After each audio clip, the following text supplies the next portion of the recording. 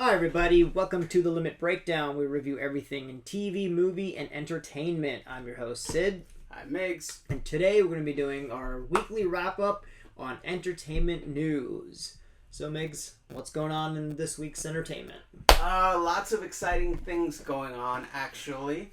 Kick it off with a little bit of video game news. I know you're a Switch player. Mm-hmm. I'm a Switch player myself. Nintendo has this expansion pass thing that they introduced a while back, and they've been little by little adding some more Super Nintendo, and Nintendo 64 classics. Yep. There was a game that's highly anticipated that just got dropped on there this week, which is GoldenEye 007. Yeah, so if you have the Nintendo expansion, or if you're looking for a reason to get the Nintendo expansion, it's a pretty good one. GoldenEye, so... fantastic game back in the day. Yeah, so as of right now, I think it's they're still working out some kinks with the online play, but I'm sure it'll get patched and updated, and it's gonna be great. Nice. In other gaming news, the Pokemon Trading Company, which I'm a huge fan of the Pokemon game. The Pokemon Kadabra from the Abracadabra Alakazam line, yeah. He famously hasn't had a Pokemon card of him for the last 20 years. Huh. A magician named Uri Geller had sued Pokemon because he didn't like them using his likeness.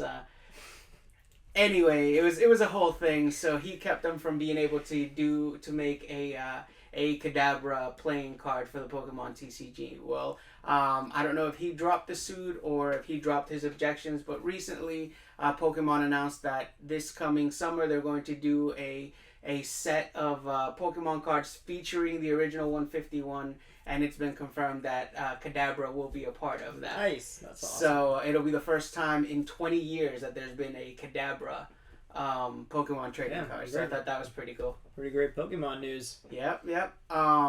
The Last of Us is HBO, which we've been reviewing on this channel. Check it out.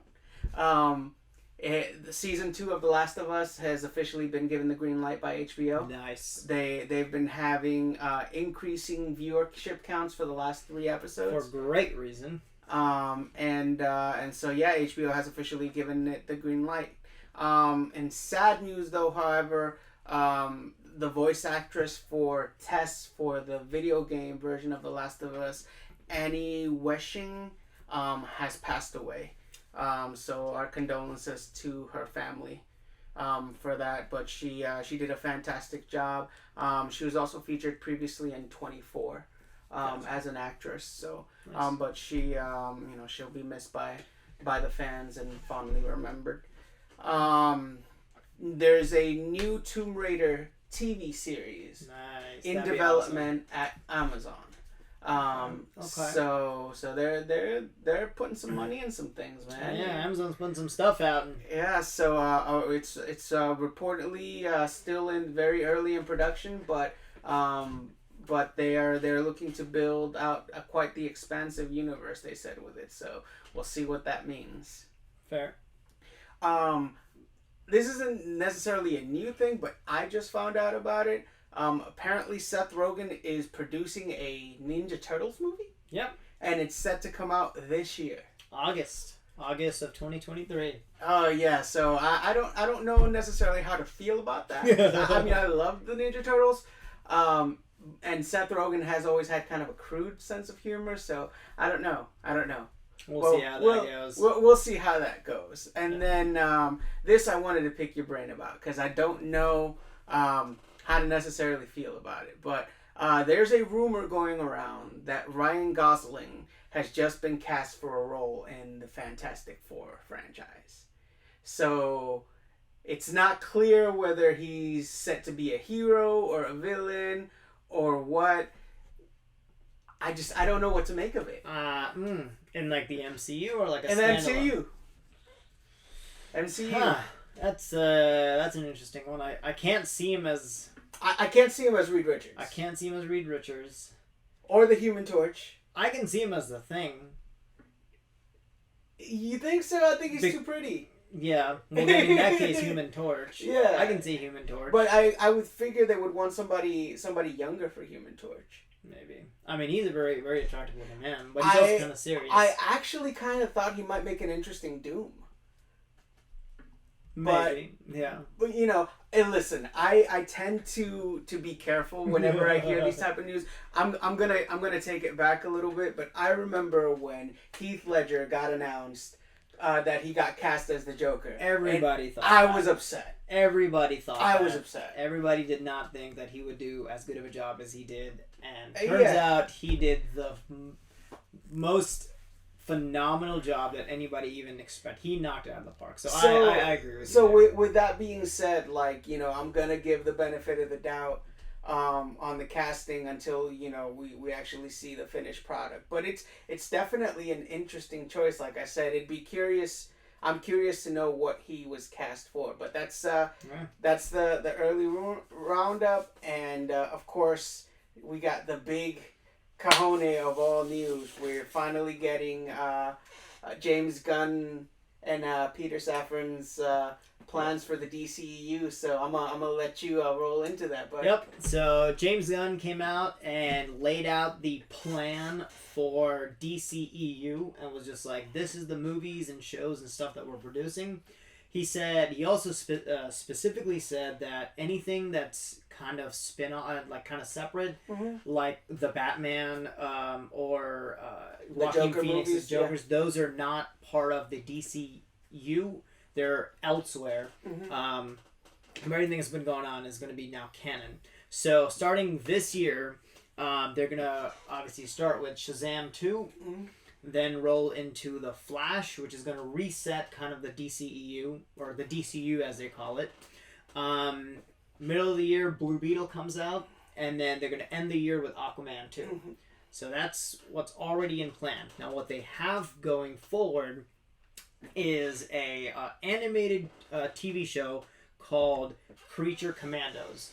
And what he said specifically was now that the DCEU is not specifically just live action. Yeah. Those people are going to be going in and out of live action and animated and TV shows, so they're encompassing everything. So they're going to have some cohesion between the voice, like it'll be the same voice actor? It'll be the same voice actors, yep. That's pretty awesome. Same voice actors, same as live.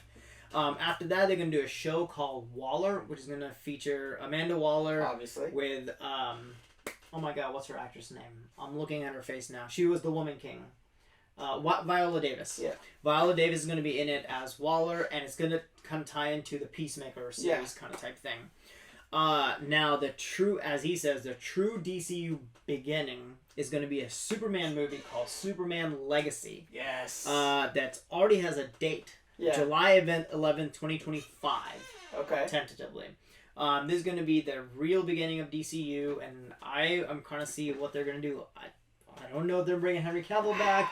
Well, I don't think they're bringing him back, but so we'll see what they do. The big question is going to be who is going to be. Yeah, and so it might be somebody new. It might be somebody brand new that we haven't even heard of. So and you know, Yates. I mean, I always applaud new people. So we'll see how they do. After that is going to be an HBO series called The Lanterns, which I'm super excited for. Yes. So it's going to be basically revolving around Hal Jordan and Jon Stewart. Yes. With a sprinkle of other lanterns, but they're basically going to be, it's going to be a detective type show. Yeah, like a buddy cop type thing. Yeah. And they're looking over the planet Earth, and apparently in this show they're going to reveal the big bad guy. Apparently.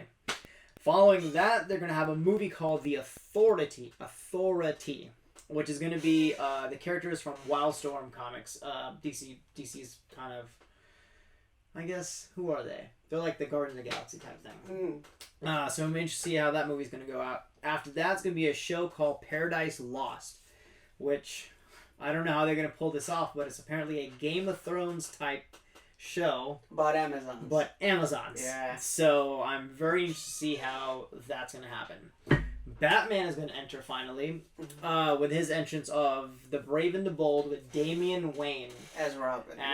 So they're going to pick up there. So I guess no Dick Grayson, no Red Hood. They're going to go straight to Damian Wayne. From what I understand is they're gonna have this as like an established Bat family. Mhm. So it's gonna be Damian Wayne as Robin, but they're gonna introduce other members of They're the Bat already family there, that are kinda. already Oh, so Dick Grayson So- might so already be Nightwing. yeah. That makes sense. Okay.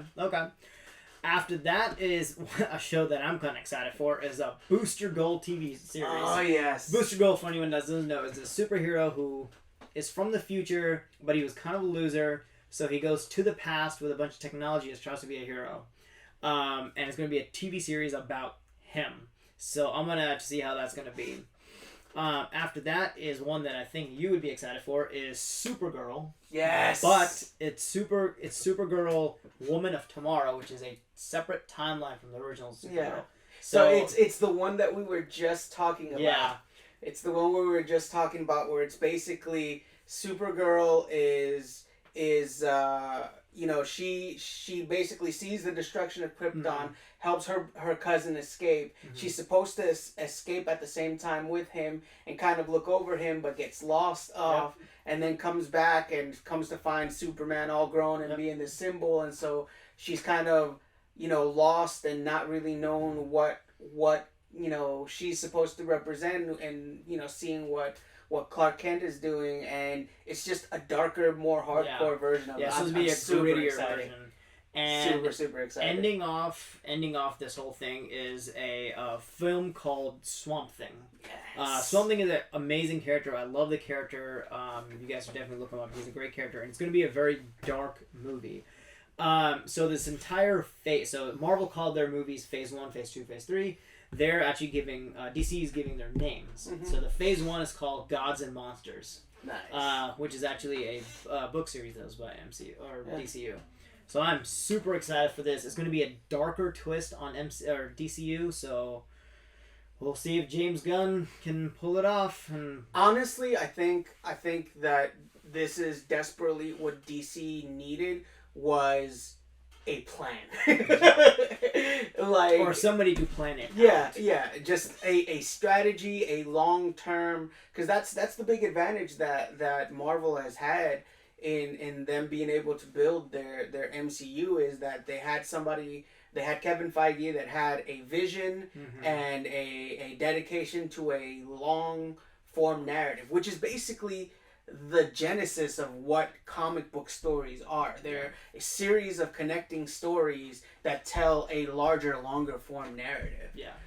So with James Gunn and company, etching out a plan and seeming to have a strategy, and I'm really excited to see what story they tell, how they incorporate some of the more familiar stories, and seeing the larger DC story they can tell. Because like I said, man, I get a lot of flack for being a Spidey super fanboy, and like I'm constantly hypercritical of DC, but it's out of love, man. Like they've got such good stories and such good heroes and villains, and I think it's just harder for them to bring to the silver screen, and I think this is finally something they're gonna be able to pull together. So definitely super excited. So it's been a big week of lots of stuff. So if there's anything that we missed, let us know in the comments. Let us know what you're excited about, and we'll see you guys next week.